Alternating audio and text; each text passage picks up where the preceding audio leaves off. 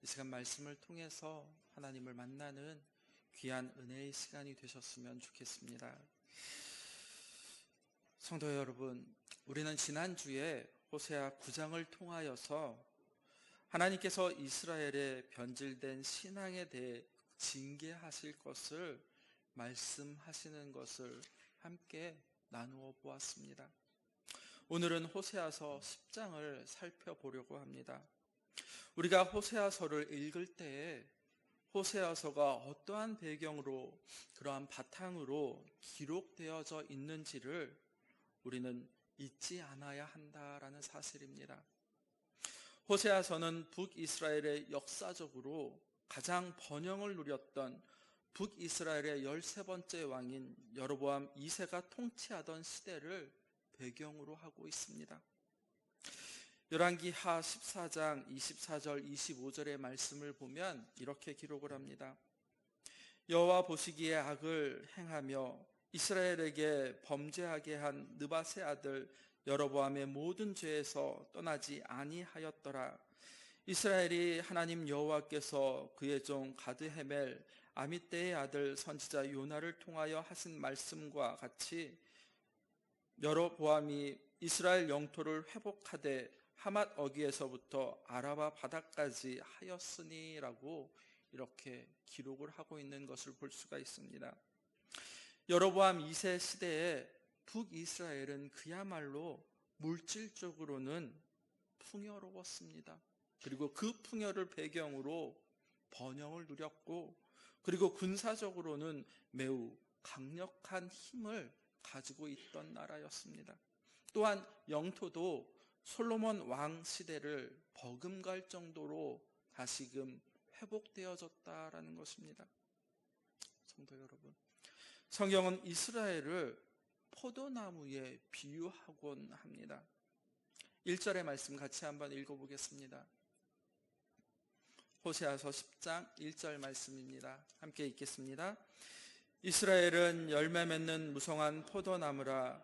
그 열매가 많을수록 재단을 많게 하며 그 땅이 번영할수록 주상을 아름답게 하도다. 아멘. 포도나무의 용도가 무엇이겠습니까? 포도나무의 용도는 바로 포도 열매에 있다라는 것입니다.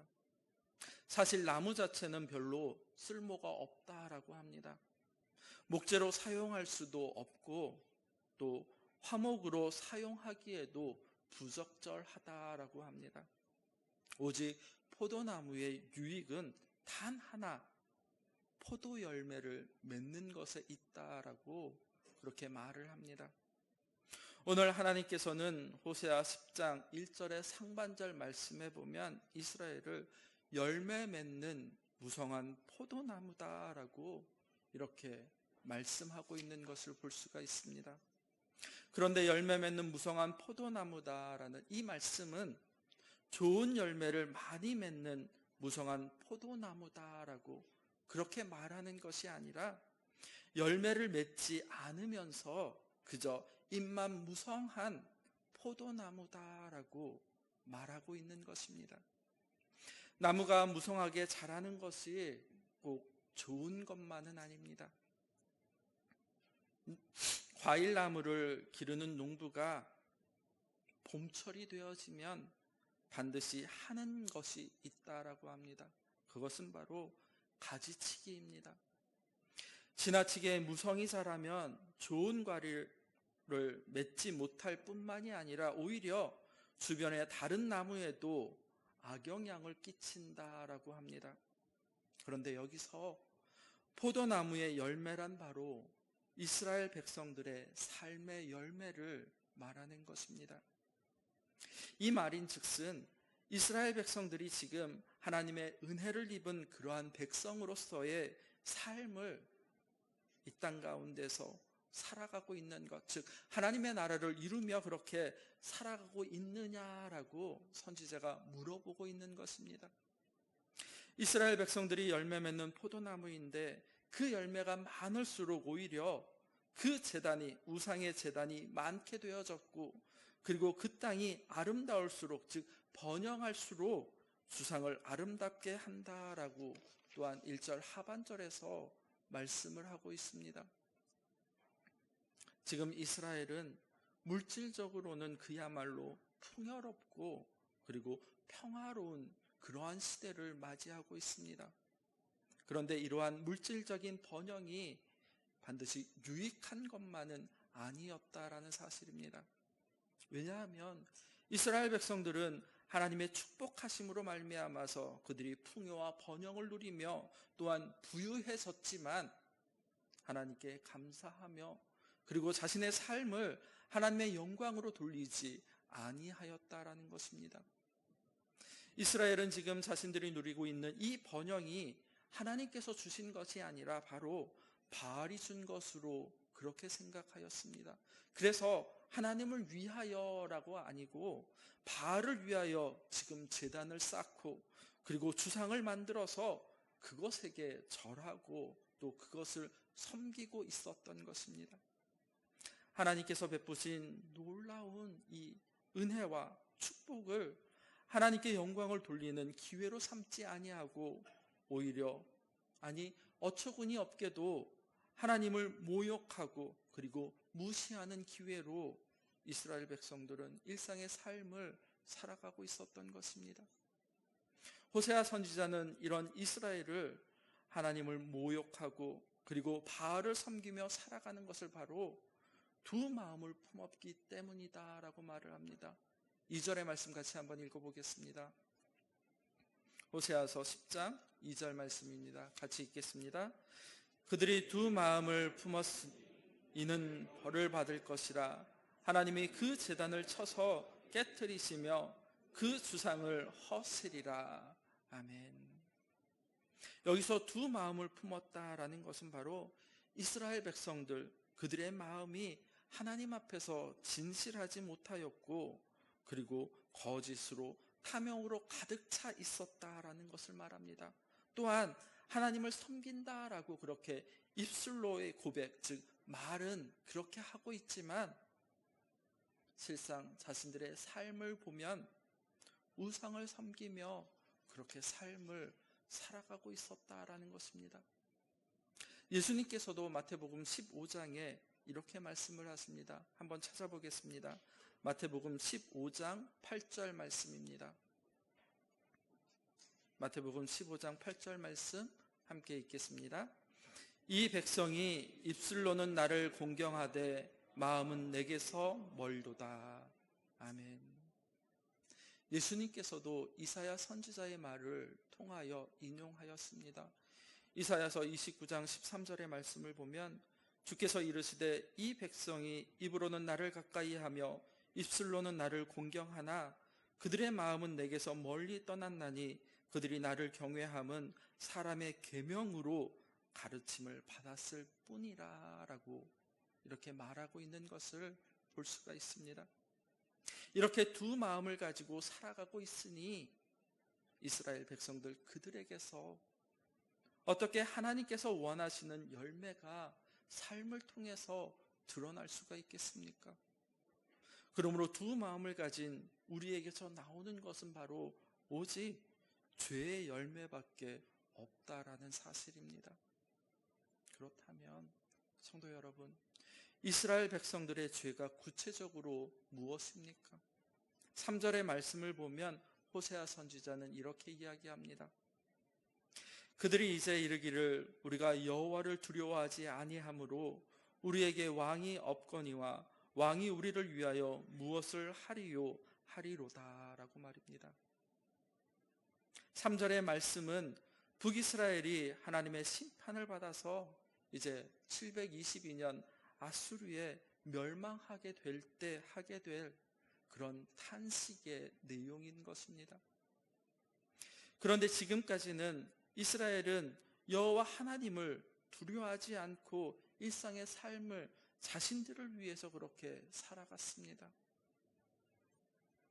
여호와 하나님을 두려워하지 않는다라는 이 말은 바로 이스라엘 백성들이 하나님의 말씀을 절대적인 것으로 생각하지 않았다라는 것입니다. 쉽게 말씀드리면 복음 진리의 말씀을 일상의 삶을 통해서 우선순위에 두지 아니하고 세상의 가치관을 위해 그러한 삶을 살아갔다라고 호세아는 고발하고 있는 것입니다. 하나님께서는 하나님 당신의 백성들에게 진정으로 요구하시는 것, 아니 진정으로 바라시는 것은 바로 어떠한 상황 가운데 속에서도 하나님의 말씀을 따라서 묵묵히 순종하며 살아가는 삶입니다. 그런데 이스라엘 백성들은 하나님의 말씀보다는 오히려 하나님께서 주시는 그 축복에만 오히려 마음이 있었다라는 것입니다. 그래서 자기들의 생각하기에 따라 이방 사람들과 그렇게 어울려 삶을 살아갔고, 그리고 그들이 섬기는 바알이 함께 섬기며 그리고 경배하였던 것입니다. 그 결과 북이스라엘은 722년에 아수르에 의해 멸망하게 되어졌습니다. 요아스의 아들 여로보암 2세 이후에 북이스라엘은 끊임없이 왕들을 갈아치우며 그리고 자신들의 욕망을 채우려고 하였지만 결국 그렇게 할 수가 없었습니다.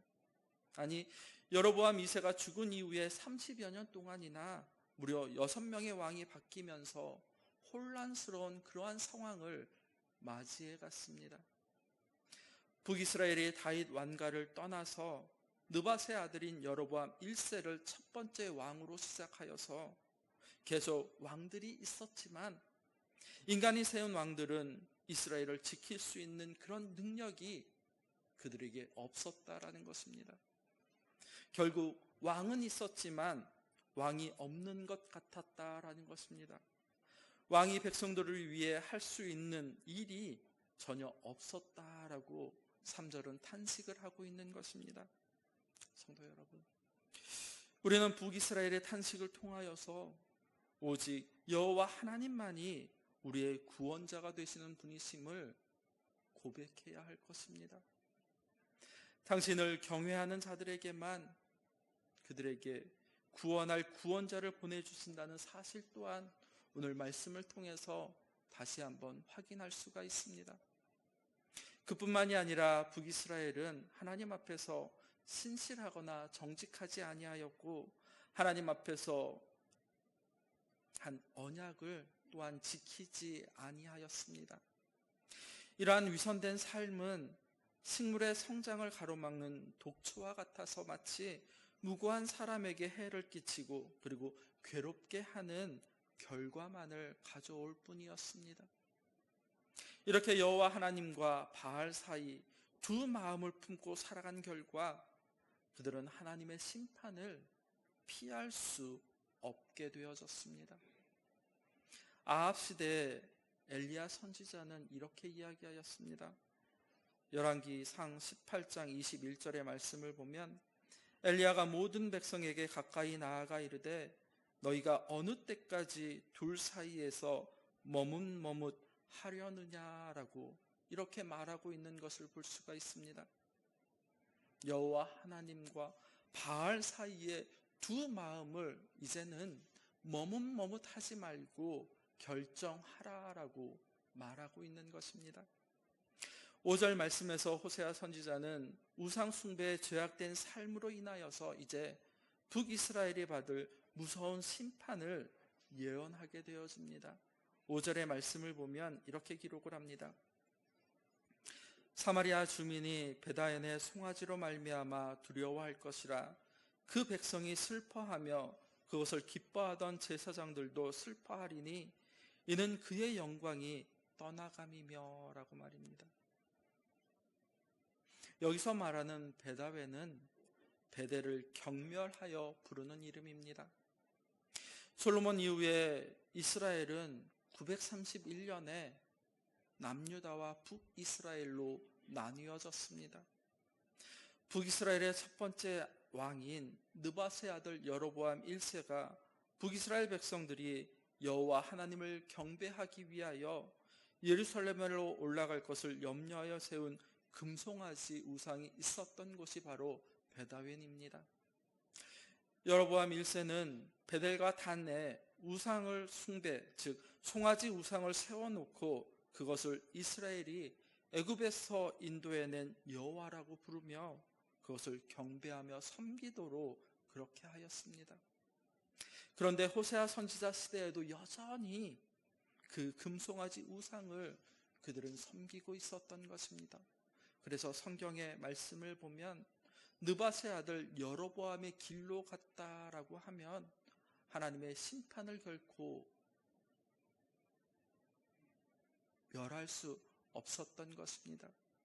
그런데 이제 베단의 송아지로 말미암아 백성들도 그리고 제사장들도 슬퍼할 것이다 라고 5절에서 말씀을 합니다. 왜 그들이 슬퍼하였습니까? 북이스라엘이 멸망을 하고 그들이 섬기던 금송아지 우상은 아수르로 옮겨져서 야렙 왕에게 승리의 예물로 드려질 것이기 때문이었다라고 6절은 말씀하고 있습니다. 여기서 말하는 야렙은 아수르 왕의 상징적인 그러한 이름입니다. 이스라엘의 신이라고 숭배한 송아지가 강대국 아수르에 바쳐질 예물이 되다니 얼마나 어이없는 일이 되겠습니까? 상황이 이쯤 되었다라면 송아지가 신이 아니라는 것, 즉 사람이 만든 조각품에 불과하다라는 것을 이스라엘 백성들이 깨달아 알아야 하는데 그들은 여전히 금송아지를 여호와다라고 하며 그렇게 섬기고 있었던 것입니다. 호세아 선지자가 그렇게 하나님을 버리고 그리고 우상을 숭배하며 강대국들을 의지했던 그러한 계략들을 부끄러워할 날이 오게 될 것이다 라고 말을 하면서 사마리아, 즉 이스라엘의 왕은 물 위에 거품처럼 멸망할 것이며 그리고 야웬, 즉 베단에 있는 우상의 신당들은 다 파괴되어져서 가시와 찔레만 가득하게 될 것이다 라고 6절에서 8절은 말씀을 하고 있습니다. 성도 여러분, 하나님의 심판은 무섭게 임하게 될 것입니다. 이스라엘의 죄와 수치가 이제는 적나라하게 드러나게 될 것인데 이스라엘은 너무나 부끄럽고 그리고 무서워서 오히려 산들을 향하여 우리를 덮치라라고 그리고 언덕을 향해서는 우리 위에 무너지라라고 이렇게 8절 하반절에서 말씀하고 있는 것을 볼 수가 있습니다. 여호와의 진노에 죽기보다는 차라리 산사태에 죽는 것이 더 낫다는 것입니다. 아니, 심판을 겪기보다는 차라리 그냥 죽기를 원한다라고 그들은 말하고 있는 것입니다. 호세아 선지자는 이제 다시금 이스라엘의 죄가 과거 사사시대에 기브아에서 있었던 그러한 죄악과 다를 바가 없다라고 말씀을 합니다. 과거 선조들이 죄악을 보면서 아니 교훈 삼아야 할 그러한 하나님 앞에서 신실되게 그리고 그렇게 진실하게 살아가야 함에도 불구하고 그들은 그러한 죄를 반복하고 그리고 여전히 더 담대하게 오히려 그 죄를 짓고 삶을 살아가고 있었던 것입니다. 그러니 하나님의 이 공의로운 심판을 어떻게 피할 수가 있겠습니까? 성도 여러분, 하나님은 거룩하신 분입니다. 또한 하나님은 공의로우신 분이십니다. 그러므로 하나님의 백성은 할 수만 있다면 죄를 멀리해야 합니다.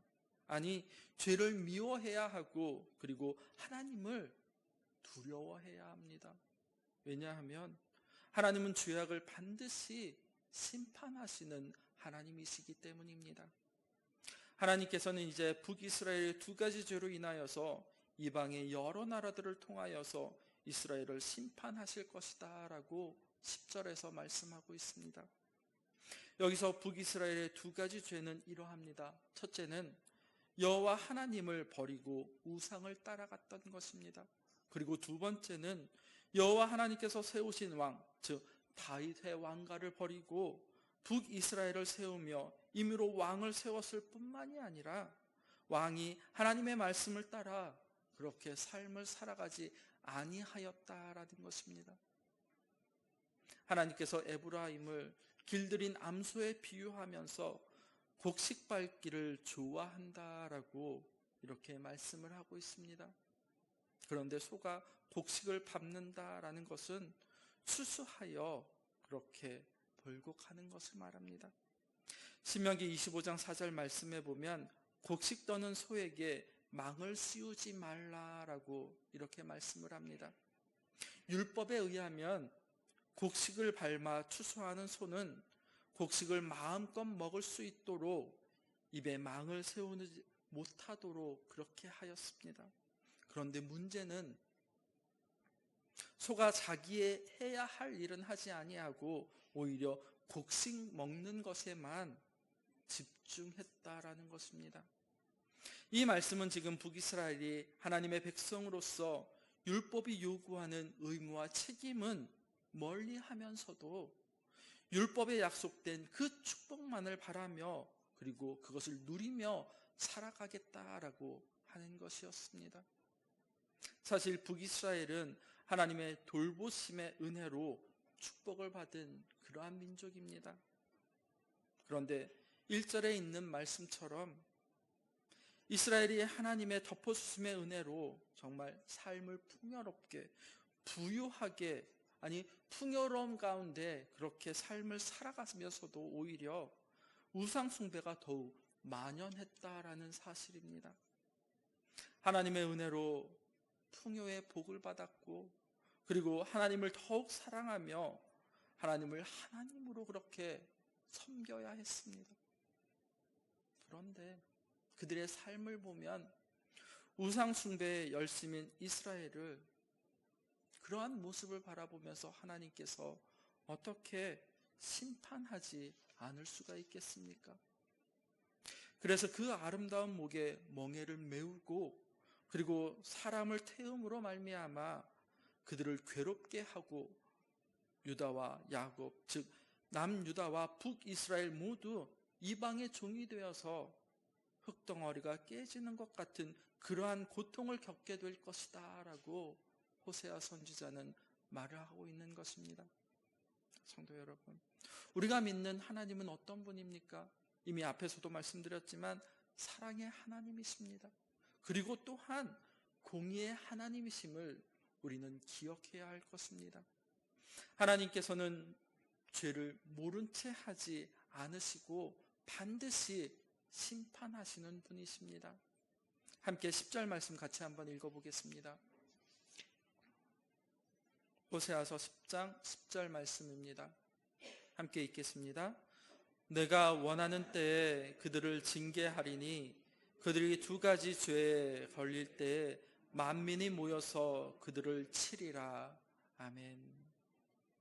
하나님의 심판이 언제다라고 지금 10절에서 말씀합니까?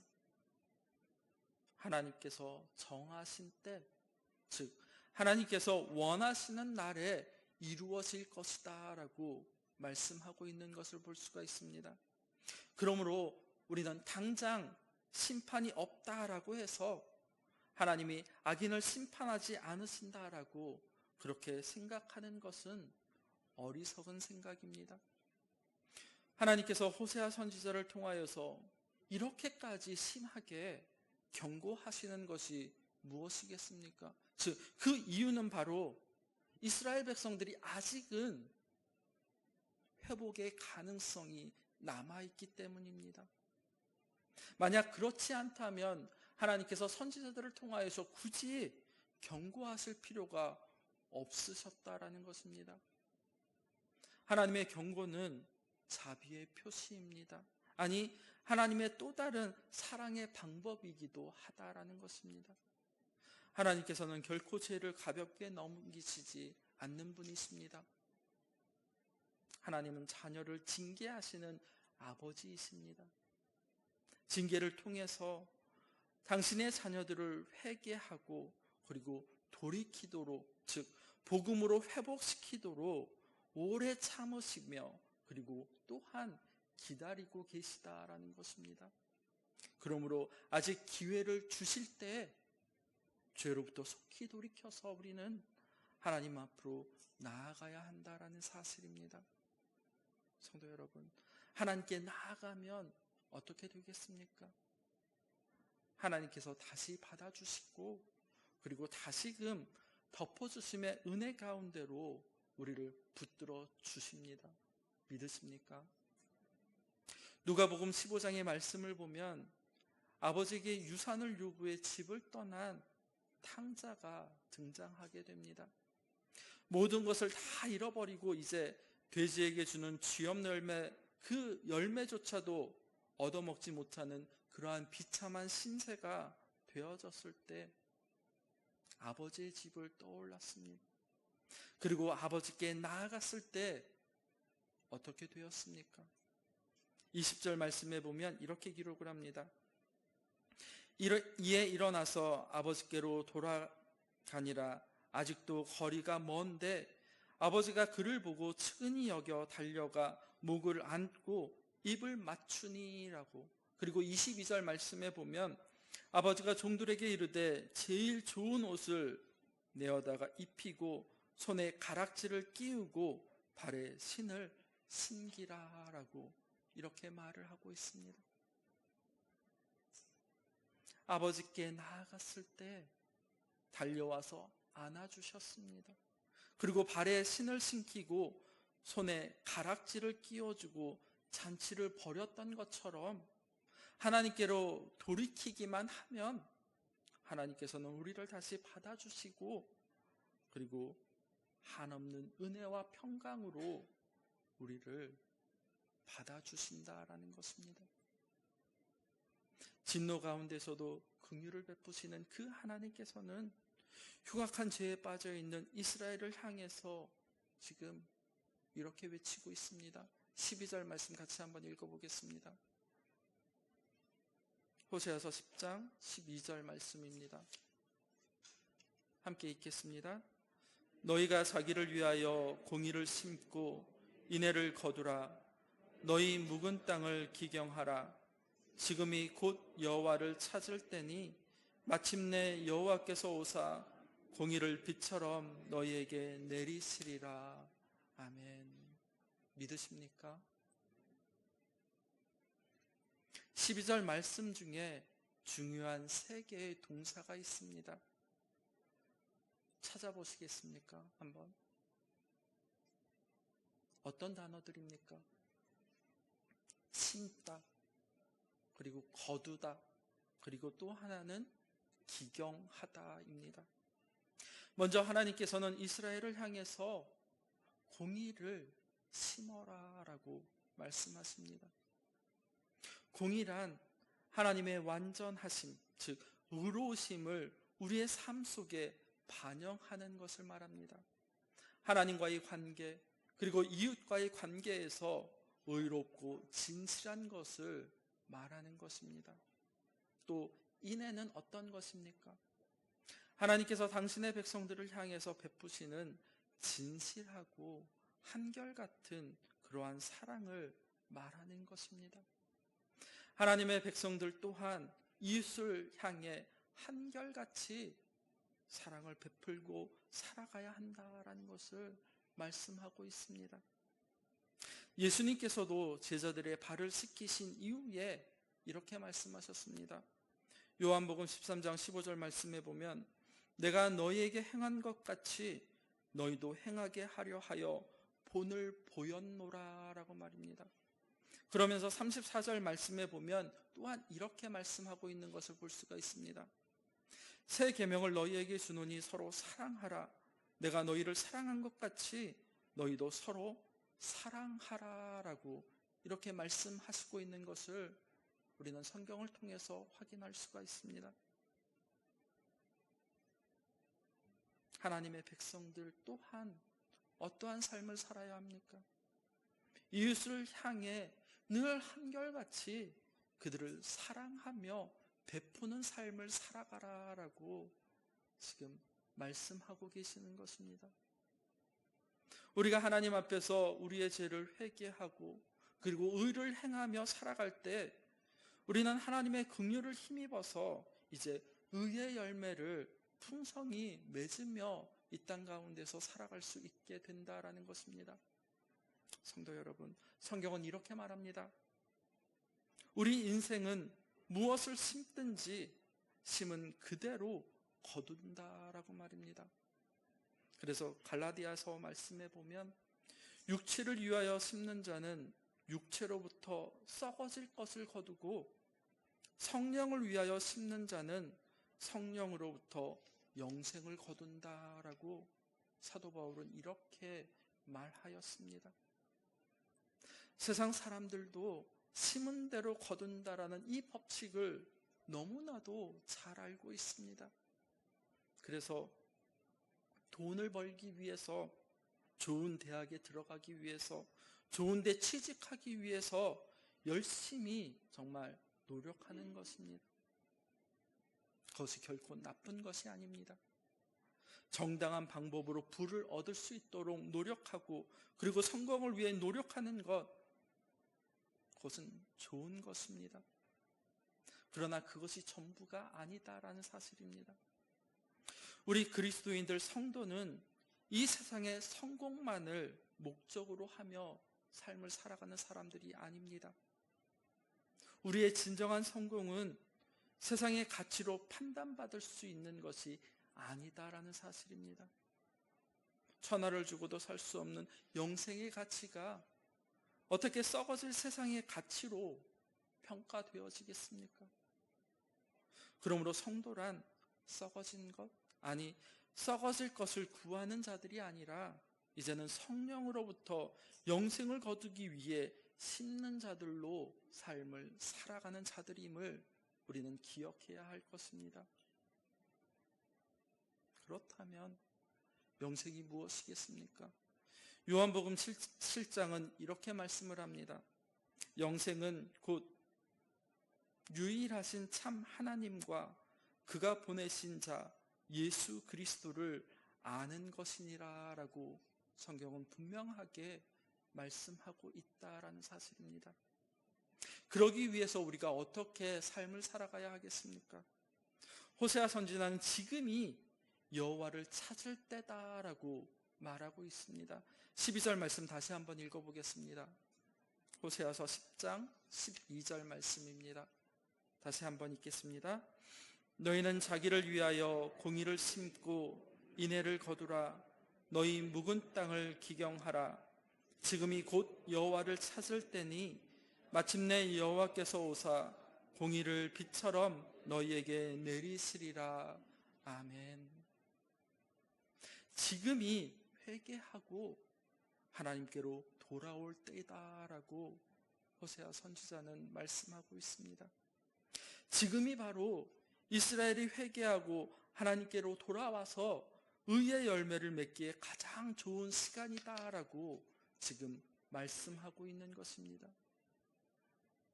성도 여러분, 농부에게 있어서 중요한 때는 바로 제때에 씨를 뿌리는 것입니다.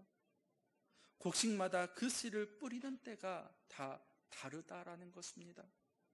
그래서 농부는 제때 씨를 뿌리기 위해 많은 신경을 써야 합니다. 왜냐하면 그 시기를 놓치면 풍성한 수확을 기대할 수 없기 때문입니다.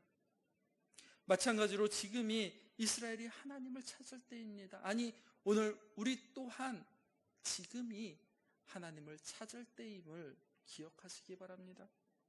지금 회개하고 하나님께로 돌아와야 합니다. 이 말씀 속에는 지금 이때를 놓치면 하나님의 심판이 임하게 될 것이다 라고 경고하는 말씀이기도 합니다.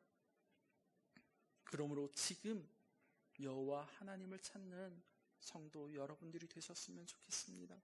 지금 회개하고 하나님께로 돌아와야 합니다. 창세기 5장 6장에 보면 에녹이 무두셀라를 낳고 삶을 살아갑니다. 무두셀라가 성경에서 가장 오랜 삶을 살았습니다. 그리고 무두셀라가 죽을 때 노아가 600세 되던 해에 하나님께서 이 세상을 심판하셨습니다. 오래 참고 기다리다 하나님은 결국에 심판하신다라는 것입니다. 이는 이스라엘에게만 해당하는 말씀이 아니라 오늘을 살아가는 우리들에게도 동일하게 해당되어지는 말씀입니다. 지금이 바로 우리가 하나님을 찾을 그러한 적기입니다. 삶을 통하여서 변화의 열매를 맺으며 그리고 하나님이 요구하시는 새 사람이 되어야 한다라는 것입니다. 지금 이 시간 우리의 죄를 회개하고 하나님께로 돌아와야 합니다. 회개란 삶의 방향을 바꾸는 것입니다.